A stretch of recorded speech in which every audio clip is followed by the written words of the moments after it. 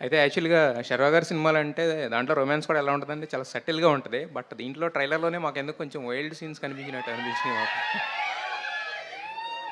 అది అంటే అభిని అడగాను ఎందుకు తీశాడు మేము ఆ? అ- అ- అప్పుడే థియేటర్కి వస్తారు మీరు. అభి అభి అభిలాష్ రెడ్డి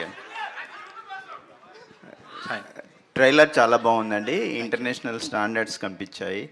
సో ఇలాంటి స్పోర్ట్స్ డ్రామా తీసినప్పుడు కంపారిజన్స్ సహజంగానే ఉంటాయి. అలాంటి రాకుంటే ఎలాంటి జాగ్రత్తలు తీసుకున్నారు? మీకు వచ్చిందా కంపారిజన్ ఏమన్నా? ఉంటాయండి సాధారణంగా. డెఫినెట్గా నాకు తెలుసు రీసెంట్గా F1తోనే కంపేర్ చేస్తారని తెలుసు. బట్ మేము షూట్ చేసే ప్రాసెస్లోనే ఆల్రెడీ అంటే ఒక 60% షూట్ తర్వాత F1 వచ్చింది. But I'm so glad that మా మూవీ F1తో కంపేర్ చేస్తున్నారు. సో మీరు థియేటర్లో చూసినా కూడా సౌండ్ డిజైన్ గురించే మాట్లాడుతున్నారు. అయితే the quality will reach that. మీరు పెట్టుకోండి, ఎక్స్పెక్టేషన్ రీచ్ అవుతుంది. అభిలాష్ గారు సార్, అంటే ఇలాంటి కైండ్ ఆఫ్ మూవీస్, ఇంత స్పాన్ ఉన్న మూవీస్ అన్ని ప్రొడక్షన్స్ హౌసెస్తో సెట్ అవ్వవు.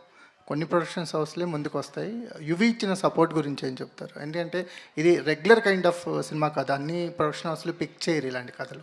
అవును, డెఫినెట్గా అండి. ఇప్పుడు మీకు రేస్ ట్రాక్లు చూస్తే మేము అన్ని సెట్ చేసాము. అవి అది ఇండియాలో షూట్ చేసింది కాదు, అన్ని ఇండోనేషియాలో షూట్ చేసాం.